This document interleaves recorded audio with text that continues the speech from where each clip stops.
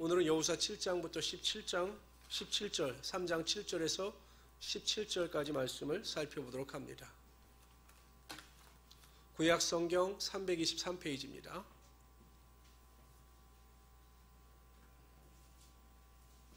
구약 성경 323페이지 여호수아 3장 7절에서 17절까지 말씀이 되겠습니다. 여호수아는 4개의 명령에 의해서 전체 내용을 압축 요약할 수 있다라고 말씀을 드렸습니다. 요단강을 건너라, 가나안 땅을 취하라, 취한 땅을 나누라, 하나님만을 섬기라. 이 4가지 명령, 건너라, 취하라, 나누라, 섬기라. 이 4가지 명령에 의해서 여호수아 전체의 내용이 요약되어질 수 있습니다. 오늘은 요단강을 건너는 그 과정 가운데 하나님께서 원하시는 것이 무엇이고 하나님께서 어떠한 은혜와 능력으로 채워주심을 말씀하고 있습니다. 우리 7절 여러분들이 먼저 읽어주세요. 읽습니다. 시작. 여호와께서 여호수아에게 이르시되 내가 오늘부터 시작하여 너를 온 이스라엘 목전에서 크게 하여 내가 모세와 함께 있었던 것 같이 너와 함께 있는 것을 그들이 알게 하리라. 하나님께서는 이미 1장에서 모세의 뒤를 이어서 이스라엘 민족의 리더가 된 여호수아가 두려움에 빠져 있자 그를 위로하여 주셨습니다. 5절에 보면 내 평생에 능히 대적할 자가 없으리니 내가 모세와 함께 있었던 것 같이 너와 함께 있을 것임이니라. 내가 너를 떠나지 아니하며 버리지 아니하리라 라고 말씀을 주셨습니다. 그런데 다시 한번 여호수아에게 하나님께서 위로와 격려의 말씀을 하고 계십니다. 첫 번째 뭐라고 말씀하십니까? 이스라엘 목전에서 크게 하신다라는 것입니다. 그를 높여주시겠다라고 약속하신 것입니다. 성도 여러분, 하나님께서 높이고자 작정하시면 그것을 낮출 자가 없습니다. 하나님께서 그를 영화롭게 하시고자 하면 그를 떨어뜨릴 자가 없는 것입니다. 그러나 하나님께서 낮추시고자 하면 그를 높일 자가 없는 것입니다. 생각해 보십시오. 사울 왕이 다윗을 낮추려고 얼마나 노력을 했습니까? 10년 동안 다윗을 잡아서 해오고자 큰 노력과 수고를 아끼지 않았지만 하나님께서 다윗 왕을 높이고자 하시니 사울 왕이 어찌할 수가 없었던 것입니다. 다니엘을 해하고자 하는 많은 사람들이 다니엘을 낮추고자 하였습니다. 그를 죽이고자 하였습니다. 그러나 하나님께서 그를 높이고자 작정하시니 그가 사자굴에 들어가도 그를 건져내시며 오히려 이전보다 더 높은 영광과 존귀관을 씌워 주셨던 것입니다. 그러므로 성도 여러분, 항상 우리가 믿고 살아가야 할 것은 우리가 하나님의 마음에 합한 자가 되면, 그래서 하나님의 마음을 감동시킬 수 있는 자가 되면 하나님께서 우리를 높이시며 우리를 영화롭게 하시며 우리의 삶에 하나님의 영광이 반드시 나타나게 하여 주시라는 것입니다. 우리가 정직하게 살고 바르게 살면 때로는 수치를 당합니다. 왜냐하면 세상 사람들은요, 선하고 착한 사람들을 좀 쉽게 보는 경향이 있어요. 그래서 저도 어디 가서 목사라고 가면 참 쉽게 봅니다. 그러나 결국 우리가 하나님의 마음에 합한 자가 되면 하나님께서 나를 조롱하던 자를 수치를 당하게 하시며 나를 높여주심으로 하나님의 영광 가운데 거하게 하여 주시는 것입니다. 항상 그러한 하나님을 붙잡고 살아가시는 우리 성도들이 되시기를 주님으로 축원합니다. 두 번째로요, 하나님께서는 여호수아에게 함께하여 주시겠다라고 약속하셨습니다. 이 세상에서 가장 큰 복은 하나님께서 함께하시는 복입니다.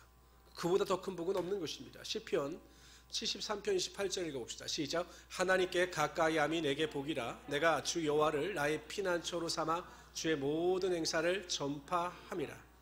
하나님께 가까이함이 내게 복이라. 하나님께서 나와 함께 하시고 하나님께서 동행하여 주심으로 나를 도와주시는 것만큼 이 세상에 가장 큰 복은 없습니다. 세상 사람들이 인정하는 것처럼 많은 것을 소유하고 많은 권력을 가지고 높은 명예를 가지고 살아간다 할지라도 그 속에 하나님께서 함께 하시 아니하시면 그 인생처럼 비루한 인생은 없는 것입니다. 아무리 겉으로 화려해 보이고 아무리 겉으로 좋아 보여도 하나님께서 동행하시지 아니하시면 그 인생은 비천함 가운데 살아가는 것입니다. 그러나 우리가 고난을 당하고 환난을 당하고 어려움을 당하고 내 앞에 모든 환경이 어둠 가운데 있다 할지라도 그 가운데서도 하나님께서 나와 함께 하시고 내가 하나님과 함께 하심을 믿을 때 그 인생 가운데 하나님의 영광의 빛을 비추시며 하나님의 영광의 길로 반드시 인도하여 주시는 것입니다. 저는 고난을 당하고 환난을 당하는 게 중요한 게 아닙니다. 고난을 당하고 환난을 당하면 어렵죠. 힘들죠. 고통스럽죠. 그러나 그 가운데 하나님을 붙잡고 있으면, 그래서 하나님께서 나와 함께 하심을 믿으면 반드시 하나님의 기적과 하나님의 능력은 나타나게 하여 주시는 것입니다. 근데 중요한 게 있어요. 하나님이 함께 하시는 자의 삶에는 다른 사람들이 인정하는 모습이 나타나게 되어 있다는 것입니다. 여러분, 보디발의 종으로서, 노예로서 요셉이 살아갑니다. 근데 하나님께서 요셉과 함께 하여 주심으로 그를 통해서 번성케 되는 복이 임하게 하여 주셨습니다. 나중에 보디발이 하나님이 요셉과 함께 하시는 것을 알았다라고 기록하고 있습니다. 그러니까 하나님께서 함께 하시는 자의 삶에는 그에 합당한 열매와 삶의 능력이 나타나기 때문에 세상과 구별되는 삶을 살아갈 수 있어야 한다는 것입니다. 그러니까 제가 계속 강조하지만 진짜 신앙인은 누구한테 인정을 받아야 할까요? 와, 우리 성도님 너무 거룩하. 하나님께 인정받는 거는 뭐 첫 번째로 딱 제껴놓고 그 다음에 누구한테 인정을 받아야 할까요? 아, 저한테요. 하경 형제는 어제나 오늘 영원토록 그 아부가 여전하십니다. 제가 강조하지만 가까운 사람한테 인정을 받아야 하는 것입니다. 아내는 남편에게, 남편은 아내에게. 아이고, 그러니까 저에게 이렇게 말씀하시죠. 아유, 목사님, 우리 집사람을 보고 있으면 제가 예수님을 보고 있는 것 같습니다. 얼마나 저를 위해서 기도하고. 그렇게 안 됩니까? 그리고 아내가 남편을 보면, 목사님, 제 남편을 보고 있으면 정말 사도 바울과 같은 사람을 보고 있는 것 같습니다. 이런 인정을 받아야죠. 남편을 볼 때마다 목사님 속이 답답합니다. 저 인간은 언제나 변할지 정말 하나님은 살아계시는 하시는 것, 이러면 되지 않는다라는 것입니다. 제가 아내와 싸울 수가 없어요. 왜 못 싸울까요? 한번 생각을 해보세요. 아내와 싸웠습니다. 화해를 안 했습니다. 오늘 같은 경우 만약에 싸우고 왔다고 가정을 해봅시다. 우리 집사람이 저 뒤에서 저를 뭐라고 생각하시겠어요? 제가 성도 여러분, 예수 이름으로 서로 사랑하고 섬기십시오. 그럼 우리 집사람이 뭐라고 그랬습니까? 너나 잘해라, 너나 잘해. 이렇지 않겠어요? 목사님 나 잘하세요. 그러니까 가장 중요한 신앙은 가장 가까운 사람에게 나의 허물을 보고도 신뢰할 수 있는 사람에게 인정받는 신앙이 될 수 있어야 한다는 것입니다. 그게 제일 중요하죠. 그래서 저도 항상 노력하는 게 저는 큰 목회자, 이것도 중요하지만 정말 자녀들에게 인정받는 목회자가 되어야 되겠다. 자녀에게 인정받는 부모로서의 목회자가 되어야 되겠다라는 생각을 항상 합니다. 그래서 우리 성도들 중에서 가장 두려운 성도가 누구냐면 저희 딸과 아들입니다. 왜냐하면 저희 딸과 아들은 마음껏 제 설교를 비판합니다. 길다 짧다 그 예와는 어울리지 않는다. 아주 비판합니다. 그런데 어찌하든지 그 자녀들에게 제가 인정받을 수 있어야 하나님 보시기에도 합당한 믿음이 아니겠습니까?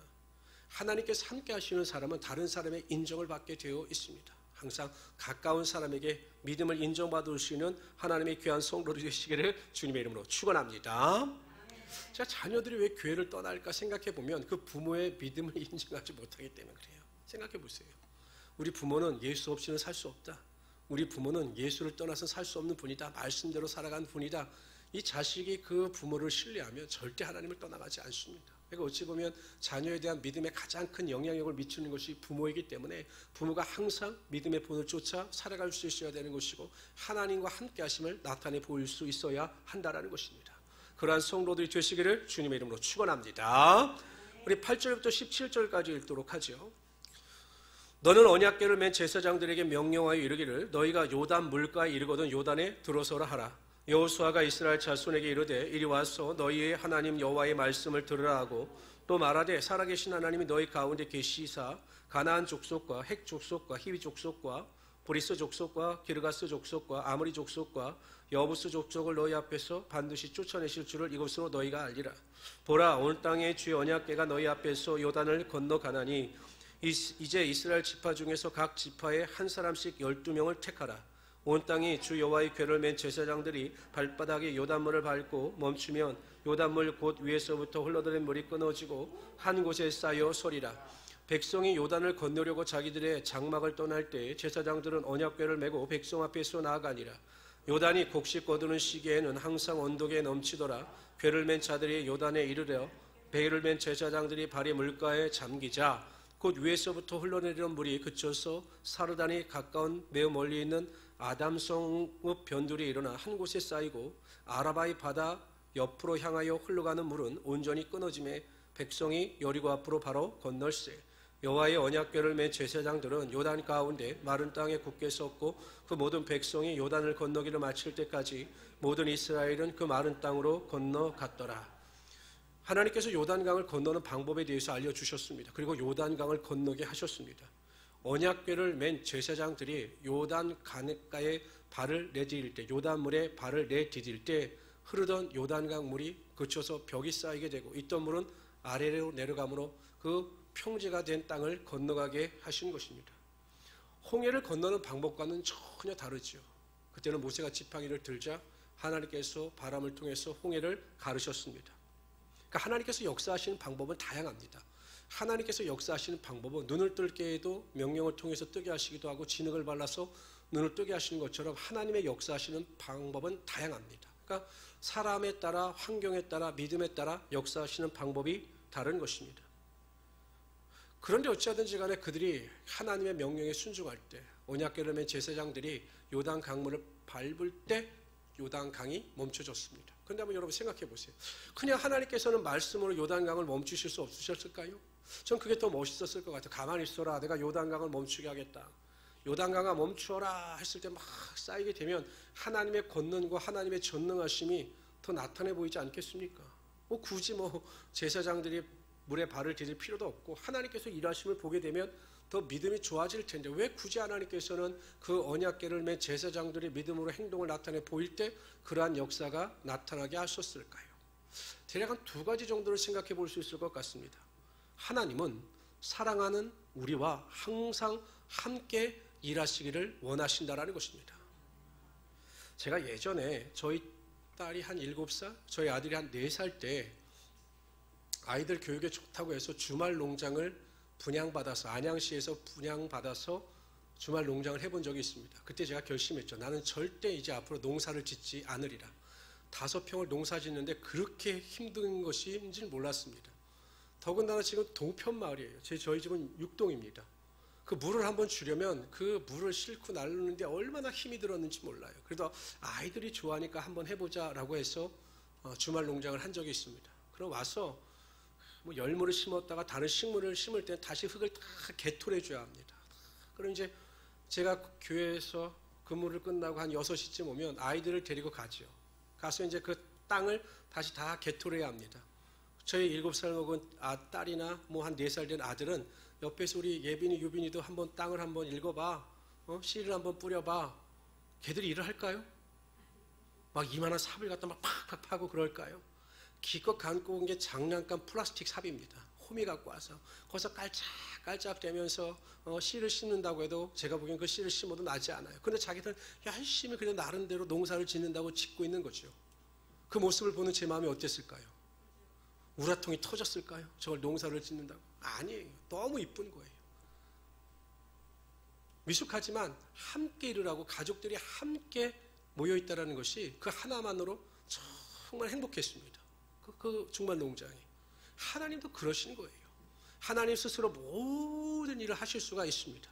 그러나 우리가 미약하고 미숙하지만 그럼에도 불구하고 하나님과 동행함을 기뻐하며 하나님의 일하심에 동참하는 것을 기쁨으로 아는 자들과 함께 일하실 때 하나님께서는 그 일의 성과에 상관없이 우리와 일하심을 행복해 하신다는 것입니다. 그럼 여러분 얼마나 감사합니까? 하나님 일을 다 하셔요. 우리가 하는 일은 하나도 없어요. 그래도 하나님은 우리가 함께 하시는 것만으로 기뻐하시고 즐거워 하신다는 것입니다. 두 번째는 왜 하나님께서 그렇게 직접 행동을 취하게 하셨을까? 오늘 본문에 그 이유가 나옵니다. 우리 9절부터 10절까지 읽어보도록 하죠. 읽습니다. 시작. 여호수아가 이스라엘 자손에게 이르되 이리 와서 너희 하나님 여호와의 말씀을 들으라 하고 또 말하되 사시는 하나님이 너희 가운데 계시사 가나안 족속과 헷 족속과 히위 족속과 브리스 족속과 기르가스 족속과 아모리 족속과 여부스 족속을 너희 앞에서 정령이 쫓아내실 줄을 이 일로 너희가 알리라. 무슨 의미입니까? 이 요단강이 갈라지는 하나님의 능력, 자신들이 하나님의 일에 동참함으로 기적을 체험함으로 말미암아 이스라엘 백성들이 믿음이 생기는 것입니다. 아하, 우리가 믿음으로 나아갈 때 요단강이 멈춰지는 기적의 역사가 나타난 것처럼 우리가 가나안 땅에 들어가서 하나님의 말씀에 순종하고 믿음대로 행하면 하나님의 기적은 나타나게 되어 있는 것이구나.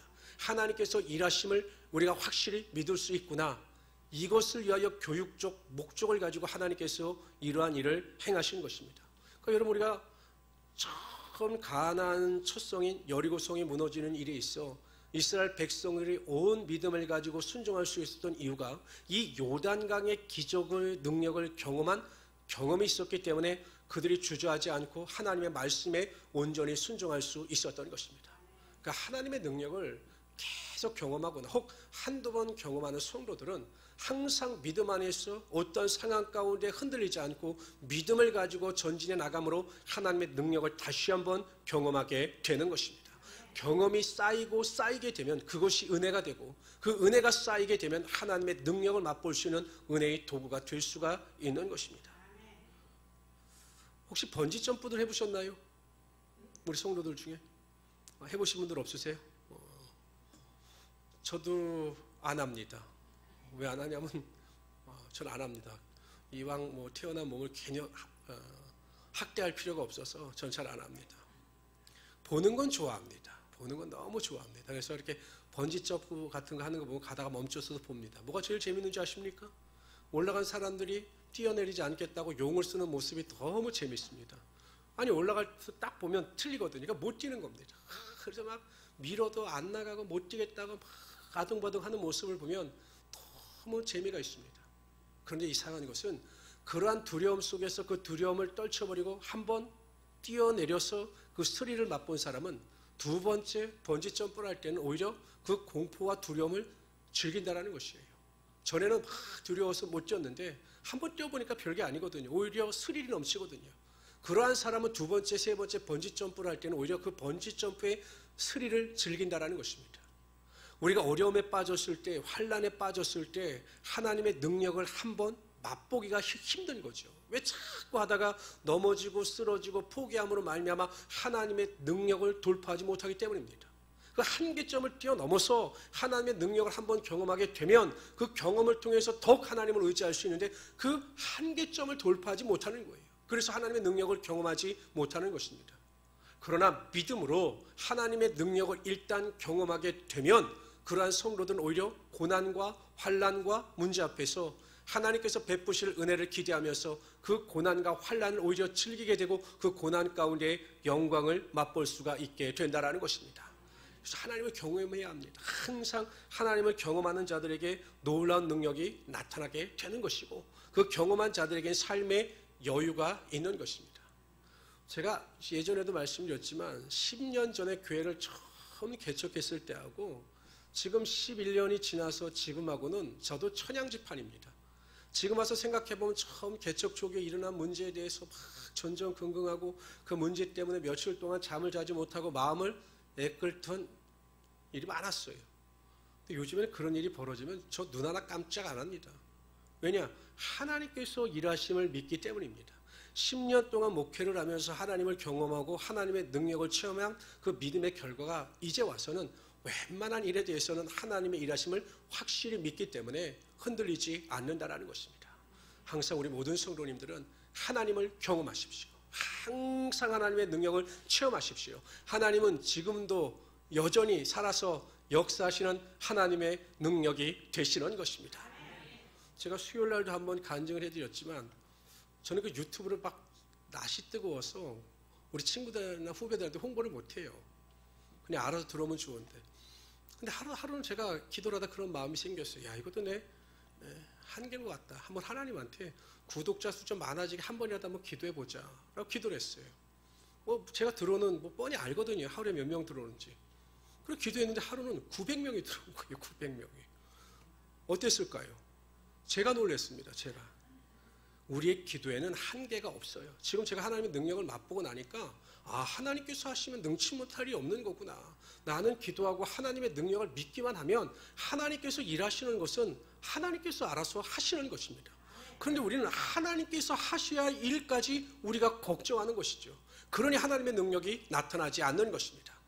행복한 우리 순복음교회 성도님들은 매일 매 순간마다 기도하고 또한 간구함으로 하나님의 능력을 맛볼 수 있는 우리 성도들이 되시기를 주님의 이름으로 축원합니다. 근데 중요한 게 있어요. 언제 기적의 능력이 나타나느냐? 어찌하든지 간에 이 제사장들, 언약궤 하나님의 말씀을 맨 제사장들이 요단강 물에 발을 디딜 때 물이 멈춰졌어요. 명령을 듣고 아는 것에 그친 것이 아니라 자신들이 직접 행함으로 순종할 때 하나님의 기적의 능력이 나타나는 것입니다. 믿음 플러스 행동이 뒤따를 때 하나님의 기적의 능력이 나타나게 되어 있는 것입니다. 내가 아무리 믿는다고 입술로 고백하고 나는 믿음이 좋다, 나는 성경을 많이 알고 있다, 나는 어렸을 때부터 하나님을 믿었다 라고 고백하는 그 고백을 통해서 하나님의 능력이 나타나는 것이 아니라 100마디 말보다 한 번 결단하여 하나님 앞에 믿음으로 행할 때 하나님께서 그 능력을 행하시는 것입니다. 기도해야지 매일 말로만 기도해야지 하면서 하나님 앞에 무릎 꿇지 아니하면 하나님의 기적의 능력은 나타나지 않습니다. 그러나 결단하고 겸손한 마음을 가지고 엎드려 하나님 앞에 기도하는 순간 하나님의 일은 시작되는 것입니다. 하나님의 능력은 나타나게 되어 있는 것입니다. 기도하는 한 사람이 그래서 위대한 것입니다.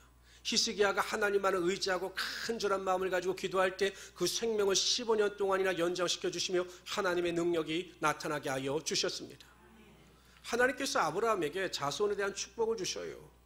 그러나 네 자손이 400년 동안 이방 민족을 섬길 것이다 라고 말씀하시죠. 그리고 약 550년이 흐릅니다.